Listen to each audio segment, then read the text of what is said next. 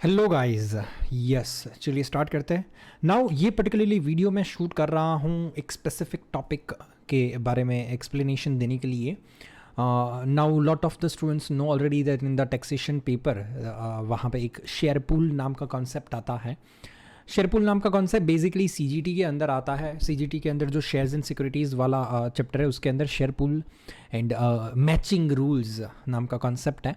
हालांकि वो detailed concept तो अभी हम डिस्कस नहीं करेंगे, बट वहाँ पे आप सबको पता होगा कि मैचिंग रूल्स नाम का कॉन्सेप्ट इंडिविजुअल सीजीटी में भी आता है, कॉर्पोरेट सीजीटी जब चैप्टर आता है ना वहाँ पे भी मैचिंग रूल्स आता है।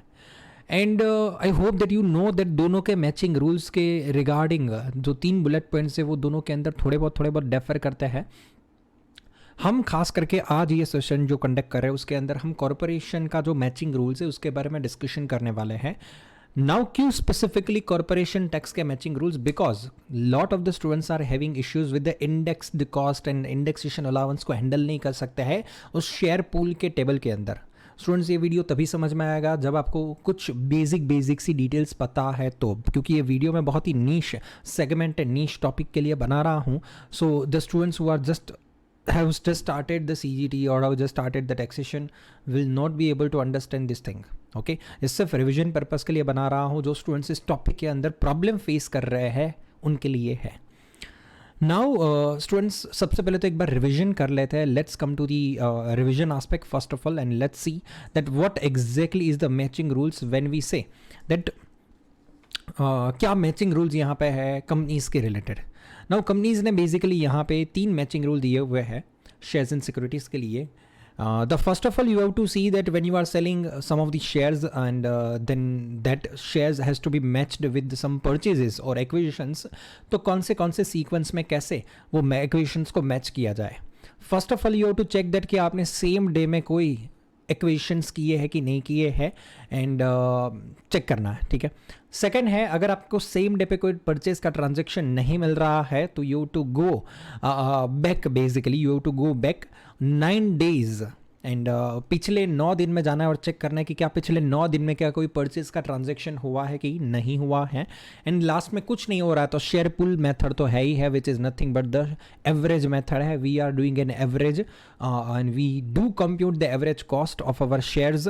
सो एवरेज मेथड से करना ही एक लास्ट ऑप्शन है, ठीक है ना। वो अगर आपको ये जो मैं एक्सप्लेनेशन है वो मेरा स्पीड में लग रहा है कि सर बहुत स्पीड में जा रहा है, then you are having only one option कि आप मेरे डिटेल्ड लेक्चर्स देखो तो ही आपको ये सारी चीज़ें थोड़ा बेटर क्लैरिटी लॉजिकल एस्पेक्ट से समझ में आएगा। As I told you this is just an revision. So जो स्टूडेंट्स यहाँ पे शेयर पूल बनाने में दिक्कत आती है, in one second share pool specifically मैं बात कर रहा हूँ विथ इंडेक्सेशन कॉस्ट, उनके लिए वीडियो है। नाउ आप सब ने कपलान के अंदर टी वाई इलस्ट्रेशन तो शायद प्रैक्टिस किए ही होगे, तो एक काम करते हैं अभी रिवीजन जो करना है ना वो एग्जाम किट में से करते हैं। एंड एग्जाम किट आपके सामने यहाँ पे लूना लिमिटेड नाम का सम है जो हम अभी यहाँ पे सॉल्व करने वाला है। लूना लिमिटेड यहाँ पे क्वेश्चन में क्या बोल रहे हैं जरा आ जाते हैं। Luna limited had the following transactions in the shares during the year ended 31 मार्च। तो बेसिकली 2 अलग अलग ट्रांजेक्शन से इंडिपेंडेंट वन है। हम बेसिकली अभी यहाँ पे पहला ट्रांजेक्शन ही सॉल्व करने वाला है because that is about the share pool. On पहले तो एक और चीज़ यहाँ पे डिटेक्ट होनी चाहिए कि it is a limited company, तो मैचिंग रूल्स जो आपको अप्लाई करना है वो कंपनी के करने हैं। On 29 November 2020 Luna limited sold its entire share holding. अभी वो एंटायर शेयर होल्डिंग कितने शेयर्स की थी वो पता नहीं है। ऑफ £1 नॉमिनल वैल्यू है ordinary in Pluto company, okay Pluto PLC for 53,400। So now when you compute the CGT proforma at that time the consideration amount आप जो लिखने वाले हो वो ऑलरेडी पहली ही लाइन में दे दिया गया है। कितना है 53,400। नाउ जनरली कंपनी का CGT का प्रोफर्मा कैसा दिखता है students? Consideration minus the equation cost, okay. And वो कॉस्ट कैसे मिलने वाली है अपने को? शेयर पूल से मिलने वाली है बेसिकली, बिकॉज आई थिंक यहाँ पे स्टेप 1 एंड स्टेप 2 के बेसिस पे आपको आंसर नहीं मिलने वाला है। You will not going to get any kind of the cost cost figure from the step 1 step 2। So you have to go with the share pool method. Share pool method से जाएंगे, सो वो share pool से मिलेगा। Then उसके बाद whatever figure you are having then you have to deduct the indexation allowance, okay, and then you will going to have your chargeable gain. So इस तरीके से स्टूडेंट्स हमारा परफॉर्मा बनेगा। देखते हैं, क्वेश्चन पढ़ते हैं, ज़रा आगे बढ़ते हैं क्या है। Luna limited had originally purchased 16,000 shares in Pluto on June 2011 for 36,800. So this is the total shares we have purchased in 2011.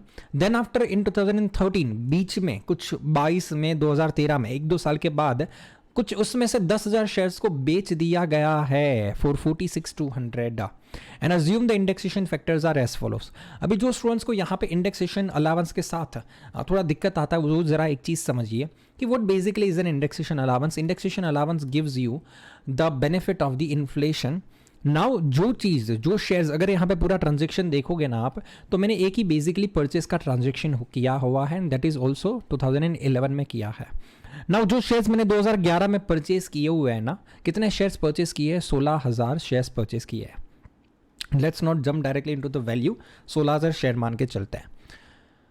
अब सपोज मान लो बीच में यहाँ पे कोई सेल्स का ट्रांजेक्शन नहीं है, अज्यूम कर लो नहीं है, एंड हमको पता है कि जो इंडेक्सेशन अलाउंस है वो आपको कौन सी तारीख तक मिलता है, दिसंबर 2017 तक ही आपको इंडेक्सेशन अलाउंस का बेनिफिट मिलता है।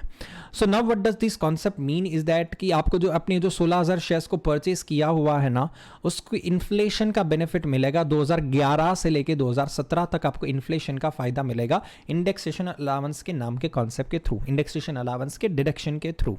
ठीक है, नाउ ये बहुत ही इजी कॉन्सेप्ट हो जाता, बहुत ही इजी डिडक्शन हो जाता अगर बीच में कोई ट्रांजैक्शंस इन्वॉल्व नहीं होता तो। सही है, तो अब जरा यहाँ पे देखते हैं अगर ट्रांजैक्शन बीच में इन्वॉल्व है तो क्या करते हैं। हालांकि सपोज नहीं होता तो हम क्या करते हैं, 16,000 के शेयर है, कितनी वैल्यू है 16,000 शेयर की, कितनी वैल्यू है 36,800 है। एंड जस्ट अ सेकंड, 36,800 के ऊपर इंडेक्सेशन अलाउंस मिल जाता अपने को। इंडेक्सेशन फैक्टर क्या है, 2011 से लेके 2011 से लेके 2017 तक का इंडेक्सेशन अलाउंस नहीं दिया गया तो इंडेक्सेशन फैक्टर नहीं दिया गया। अगर होता तो मैं डायरेक्टली मल्टीप्लाई करके कर देता, बट हालांकि ये तो हम सिर्फ अजम्पशंस के बेसिस पे करते हैं तो सिंपल हो जाता। बट हालांकि यहाँ पे बीच में सेल्स का ट्रांजेक्शन है, दैट मीन्स 2011 से लेके 2013 का मुझे इंडेक्सेशन अलाउंस मिलेगा, श्योरली मिलेगा, for 16,000 shares that I was holding during that period. Then after what happened in that 2013 year, I sold the 10,000 shares. I basically sold 10,000 shares. So from 2013 to 2017 मेरे को inflation का benefit मिलेगा, indexation allowance का reduction मिलेगा for 6,000 shares only. Okay, so now what you need to do, आपको indexation allowance का computation, indexation allowance, indexation factor का impact 2 बार देना है। पहली बार 16,000 शेयर्स के ऊपर आपको बेनिफिट मिलेगा एंड दूसरी बार 6,000 शेयर्स के ऊपर बेनिफिट मिलेगा। ओके, सो ये जब हम share pool and indexation cost and indexation allowance का पूरा का पूरा इफेक्ट देंगे ना, तो एट दी एंड में आपको ये क्रॉस वेरीफाई करवाऊंगा कि देखो हम लोगों ने पहले इंडेक्सेशन अलाउंस दिया तो 16,000 शेयर्स के ऊपर दिया एंड देन 6,000 शेयर्स के ऊपर remaining. Okay, but indexation allowance ये जो पूरा का पूरा शेयर पूल का प्रोफार्मा बनेगा वो इस तरीके से काम करने वाला है। ठीक है, so I hope you are getting this point कि हम क्यों यहाँ पे स्प्लिट कर रहे हैं हमारे इंडेक्सेशन फैक्टर को, अलाउंस को। बिकॉज 2013 के बाद बेसिकली देखने जाए तो हमारे पास उतने ज़्यादा शेयर्स ही नहीं थे कि हमको उतनी बड़ी या पूरी की पूरी वैल्यू के ऊपर इन्फ्लेशन का कोई बेनिफिट मिले। ठीक है, हमने तो शेयर्स बेच दिए थे, तो once you sell your shares उसके बाद थोड़ी ना कोई इन्फ्लेशन का बेनिफिट क्लेम कर सकते हो आप। ओके, सो चलिए आ जाते हैं हम हमारे शेयर पूल का एक प्रोफार्मा बनाते हैं, एक्सेल शीट की यहाँ पे मदद लेंगे स्टूडेंट्स। ओके, तो जनरली शेयर पूल बनता कैसे है स्टूडेंट्स, वी ऑल नो कि नंबर ऑफ शेयर्स होते हैं, यहाँ पे लिखा जाता है ट्रांजैक्शन। ठीक है, शायद बीच में अगर चाहे तो डेट भी लिख सकते हैं, let's write the date, number of shares, the total cost and बाजू में लिखेंगे इंडेक्स्ड कॉस्ट। ओके,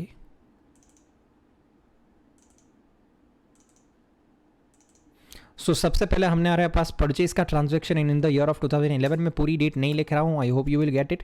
वो एक परचेज का ट्रांजैक्शन था, कितने नंबर ऑफ शेयर्स थे वहाँ पे, आई थिंक 16,000 शेयर्स थे। उसकी टोटल कॉस्ट को दिया गया है क्वेश्चन के अंदर 36,800।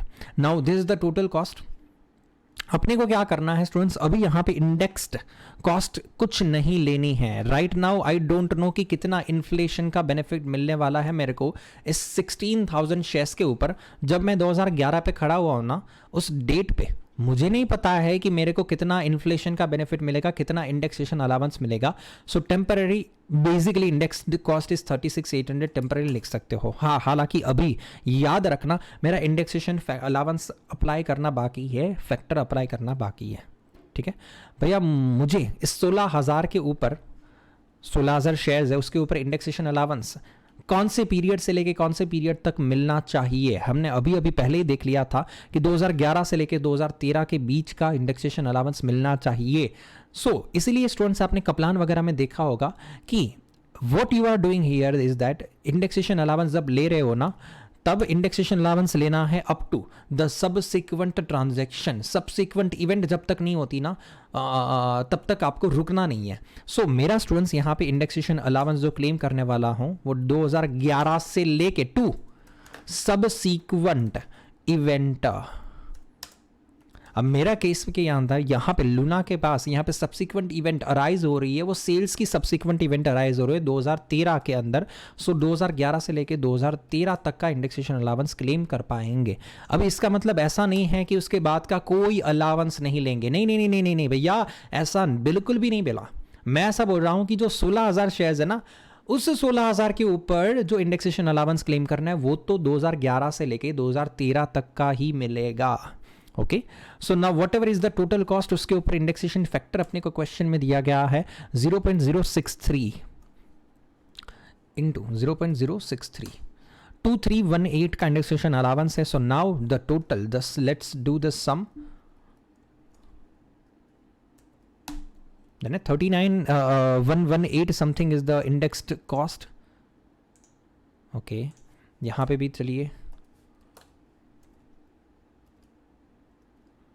डन है। उसके बाद चलिए आ जाते हैं नेक्स्ट ट्रांजैक्शन क्या है। उसके बाद नेक्स्ट ट्रांजैक्शन है 2013 के अंदर कुछ सेल्स का ट्रांजैक्शन हुआ है स्टूडेंट्स। 13 के अंदर सेल्स का ट्रांजैक्शन जो हुआ वो 10,000 शेयर्स का हुआ है। So I should basically write in the negative figure but it's okay. Now उसकी कॉस्ट कितनी होगी, अभी भैया अपने को क्वेश्चन में शायद मुझे लग रहा है कि दिया हुआ है, कुछ तो दिया हुआ है, बट वो जो दिया हुआ है वो कंसिडरेशन है। It's 46,200 figure is given but it's a consideration. तो कंसिडरेशन का कोई काम नहीं है, यहाँ पे कॉस्ट है। कॉस्ट कितनी लिखेंगे भैया, वो तो अपोर्शनमेंट करके देखना पड़ेगा ना कि आज मान लो 16,000 शेयर्स का जो कॉस्ट अपने को है वो 36,800 है, तो 10,000 शेयर्स का कितना बनता है। So what we will going to do, 36,800 divide it by 16,000 and then multiply it by 10,000. I hope that you understood this formula. It's a very simple one and the same formula we can apply here also, but I think यहाँ पे सिर्फ figure change कर देना पड़ेगा अपने को। Let me directly give you the formula here only directly. Done है। तो 24449 इंडेक्स्ड कॉस्ट, ये अपोर्शनमेंट सिंपल किया हुआ है। आई hope you got it. Now उसके बाद अभी मेरे पास बैलेंस कितना बचा हुआ है ज़रा देख लेते हैं। बैलेंस अब जो मेरे पास यहाँ पे बैलेंस है वो 6,000 शेयर्स का है। Let me give the formula. Done है, इतना बैलेंस है। अभी भी मेरे पास 6,000 शेयर्स एंड स्टूडेंट्स। अब मुझे क्वेश्चन के अंदर बोला गया है कि मेरे पास मैंने 2020 के अंदर इस सारे के सारे शेयर्स को बेच दिया है। In the 2020 I sold all these shares. Okay, so फिर से एक सेल्स का ट्रांजैक्शन हो रहा है। अब मेरे पास 6,000 शेयर्स पूरे के पूरे मैं बेच रहा हूँ एंड जब ये पूरे के पूरे शेयर्स अभी यहाँ पे मैं बेच रहा हूँ स्टूडेंट्स, अब मेरे पास आ गई एक सब्सिक्वेंट इवेंट। ठीक है, see each and every subsequent event के बीच में यहाँ पे इंडेक्सेशन अलाउंस अलाउ करना है। तो before recording this sales transaction मुझे यहाँ पे क्या करना पड़ेगा, इंडेक्सेशन अलाउंस अलाउ करना पड़ेगा। वैसे हम लोगों ने ड्राइंग के अंदर तो मैंने एक्सप्लेन किया ही था कि अब 2013 से लेके इस 2020 के साल तक एक 6,000 शेयर्स के ऊपर इंडेक्सेशन अलाउंस आएगा। एंड देखिए एक्सेल शीट के अंदर देख लीजिए आप, यहाँ पे 2013 से के बाद हमारे पास जो 6,000 का जो बैलेंस है ना, इसके ऊपर हमको क्या करना पड़ेगा, एक नया इंडेक्सेशन अलाउंस लेना पड़ेगा 2000 indexation allowance in the year of 2020, ठीक है, क्योंकि सब्सिक्वेंट इवेंट जब होगी तभी इंडेक्सेशन अलावेंस होगा। बट हालांकि इंडेक्सेशन अलावेंस जब हम ले रहे हैं तब याद रखना कि वो 2020 तक नहीं ले पाएंगे, 2013 से लेके 2017 तक ही, दिसंबर 2017 तक ही मैक्सिमम इंडेक्सेशन अलावेंस अपने को अलाउ किया जाता है, ठीक है। तो कोई नहीं, अपने बेसिकली यहाँ पे स्टूडेंट्स कुछ नहीं करना, जो कोई भी इंडेक्स्ड कॉस्ट है ना 14669 उसके ऊपर मल्टीप्लाई करना इंडेक्सेशन फैक्टर जो क्वेश्चन के अंदर दिया गया है, and which is nothing but the, ये रहा 2013 से लेके 2000 दिसंबर 17 तक का 0.112, तो मल्टीप्लाई बाय 0.112, डन है, ये आ गया। इसको let me do the round figure. So now when you say that आपके सेल्स का अभी रिमेनिंग यहाँ पे कॉस्ट क्या है, तो कॉस्ट विदाउट इन्फ्लेशन तो कॉस्ट एज इट इज ही रहेगा स्टूडेंट्स, उस फिगर्स के साथ कोई छेड़खानी नहीं होगी, 13800। बट हम इंडेक्स्ड कॉस्ट है ना वो बढ़ेगा, क्योंकि इंडेक्स कॉस्ट का मतलब होता है विथ इन्फ्लेशन के इफेक्ट के साथ का कॉस्ट। तो अब यहाँ पे विथ इन्फ्लेशन की कॉस्ट आ गई ना, इन्फ्लेशन की इफेक्ट आई 2013 से लेकर 17 तक का। सो अब मैंने को कोई पूछेगा कि इन्फ्लेशन की इफेक्ट के साथ वाला कॉस्ट कितना, तो 16312। एंड भैया ओनली इन जनरल आपका cash wise, cash outflow wise आपका कॉस्ट कितना, 13800, डन है। सो नाउ अभी आप यहाँ पे देखने जाए तो इस ट्रांजेक्शन के अंदर अभी हमारे लिए ग्रीन कलर वाला ही हमारा ट्रांजेक्शन है, 6000 का ट्रांजेक्शन हमने किया, 6000 शेयर्स को बेचा गया है। एंड जब ये ट्रांजेक्शन के आप देखें तो नॉर्मल सा कॉस्ट 13800 है, बट इंडेक्स्ड कॉस्ट कितना है 16312। तो अगर इन दोनों का डिफरेंस निकालेंगे तो अपने को नेट इंडेक्सेशन अलावेंस मिल जाएगा, which we need to record, indexation allowance for our CGT computation 2512, done है। So I hope you got it. अगर चलो मान लो यहाँ पे अपने CGT प्रोफार्मा कंप्लीट भी करना है तो कर डालते हैं ना, इधर ऊपर ड्रॉ तो किया था, यस। हमारा कॉस्ट कितना आ रहा, 13800 आ रहा था शायद हमारा, सो ये 13800। तो what ever is the balance, late me do it, just a second, कितना है 53400 माइनस 13800, तो 39600 इज माई कॉस्ट। अभी भी स्टूडेंट्स यहाँ पे मेरे को इंडेक्सेशन अलावेंस लेना है 2512 का, देखिए कहाँ से लाया, एक्सेल शीट में जो मैंने डिफरेंस निकाला था that is indexation allowance 2512। And chargeable gain यहाँ पे देन उसके बाद कितना आएगा, minus 2512, 37088 is the chargeable gain. Okay, so I hope you got it. And हमारा यहाँ पे शेयर पूल खत्म हुआ विथ इंडेक्सेशन अलावेंस भी, एंड डन है, आई hope you got it. And वैसे इजी कॉन्सेप्ट है स्टूडेंट्स, बट एक बार ये प्रोसेस की 1-2 बार प्रैक्टिस करना ज़रूरी है। एंड जस्ट 1-2 बार आप भी प्रैक्टिस कर लीजिए, you will have a superb command over this aspect. Basically कुछ डिफिकल्टी वाला बात नहीं था, बट फिर भी एक बार प्रैक्टिस करना ज़रूरी था। For any other topic if you are having any query feel free to reach out to me, and मैं श्योरली ट्राई करूँगा कि अपने शेड्यूल में से आपको श्योरली रिप्लाई करूँ, आपको सम सॉल्व करूँ। मैं श्योरली ट्राई करूँगा कि अगर मेरे पास वीडियो है तो वो मैं पोस्ट करूँ या तो आपके साथ शेयर करूँ, ठीक है। तो feel free to contact me. अगर आपको ऐसा है कि नहीं आपको डिटेल्ड वीडियोस चाहिए, डिटेल्ड लेक्चर्स चाहिए, तो also you can contact me. हमारा पूरा फुल फ्लेज लेक्चर्स का बैच भी चलता है एंड रिकॉर्डेड लेक्चर्स भी वगैरह भी होते हैं। So feel free to contact me, हम श्योरली आपके सपोर्ट करेंगे। So see you guys, bye bye.